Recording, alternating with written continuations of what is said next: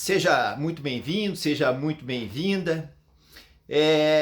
Quero te fazer uma pergunta. E se o sócio não fizer a recomposição societária que ele tem no prazo de 180 dias, como determina o artigo 1033 do Código Civil, inciso 4º, numa sociedade formada por dois sócios, faleceu um, saiu o outro da sociedade, ele tem o prazo de 180 dias para ele fazer uma recomposição da sociedade ou para ele pedir para se tornar um empresário individual, se tornar ali uma EIRELI, uma empresa individual de responsabilidade limitada, ou então uma sociedade unipessoal. Se ele não fizer isso, não pedir essa modificação aí no registro competente nesse prazo de 180 dias, ele poderá pedir posteriormente? Essa é a grande questão. O que acontece? Não existe nenhum problema de ele pedir para que exista esta recomposição societária após esse prazo de 180 dias. O que acontece?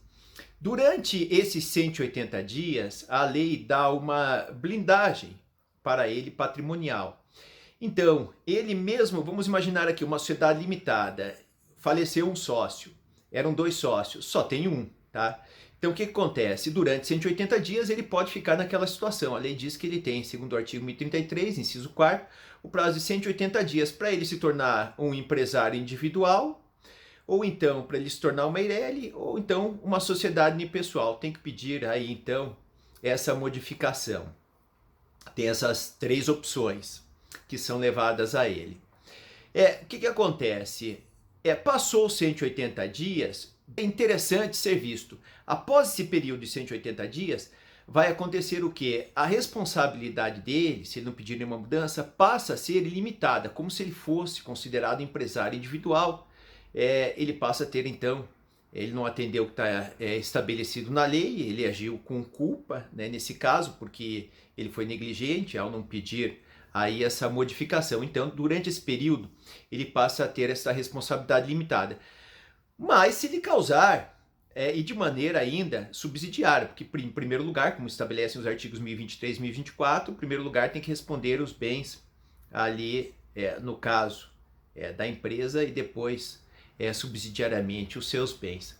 Então o que acontece? Mas se nascer alguma dívida durante este período e que esta pessoa jurídica não venha pagar. Se ela venha pagar, não tem responsabilidade subsidiária. E mais, se a dívida, o débito nasceu anteriormente, também não tem essa responsabilidade pessoal dele.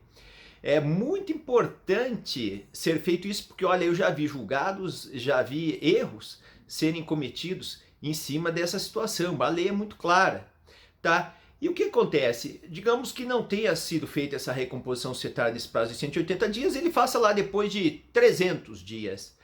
É possível de ser feita essa modificação? Ele pede lá, então, ele era o seu único sócio de uma sociedade limitada, ele vai lá e faz com que venha, ingresse um novo sócio na sociedade, ela volte a ser uma sociedade limitada, ou então ele vai pedir o quê? Para que ocorra ali uma mudança e ela venha se tornar uma EIRELI e ele, ou então uma sociedade unipessoal de responsabilidade limitada e ele seja considerado o único sócio. Isso daí é perfeitamente possível de ser feito, tá?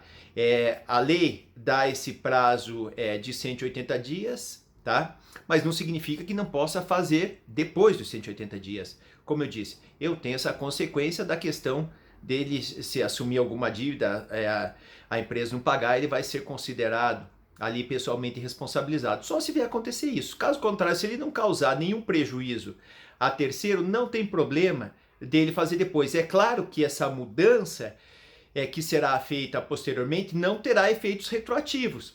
Então, se ele veio mais um sócio que ingressou na sociedade, lá, voltou a ser uma sociedade limitada, o que vai acontecer? Vai ter que ser feita uma modificação no contrato social, se a atividade empresarial ser levada a registro junto à junta comercial. Então não basta para conhecimento de terceiros que venha uma nova pessoa ali ingressar na sociedade, a outra sabe que ele é sócio, porque essa é uma relação entre essas duas pessoas. Olha só, Tá o Joãozinho, entra o Pedrinho, o que acontece? O Joãozinho e o Pedrinho sabem que os dois são sócios, mas terceiros não sabem.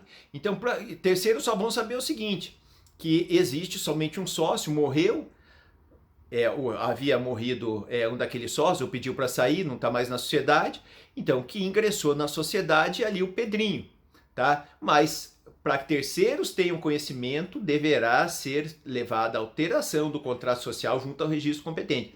Como eu disse, se a atividade empresarial é a cargo da junta comercial, se a atividade civil no registro civil de pessoas jurídicas, tá?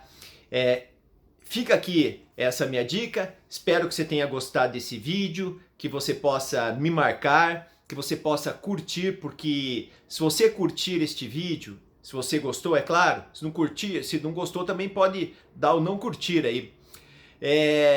O que acontece? Em virtude do algoritmo aí das mídias sociais, quanto mais gente clicar, mais gente curtir, mais gente vai conseguir ver, mais gente vai aproveitar aí desse conhecimento que eu estou podendo te passar. Então essa é uma maneira solidária da gente poder compartilhar aí o conhecimento com as outras pessoas e que é a minha missão de vida, é acrescer conhecimento na vida das pessoas, tá? E como eu disse lá nos meus vídeos anteriores, eu procuro te passar aqui o que tem de melhor no direito, tá? No mundo, pelo menos da parte aqui que o Brasil usa, o que tem de ponta aqui para você ficar sabendo, tá?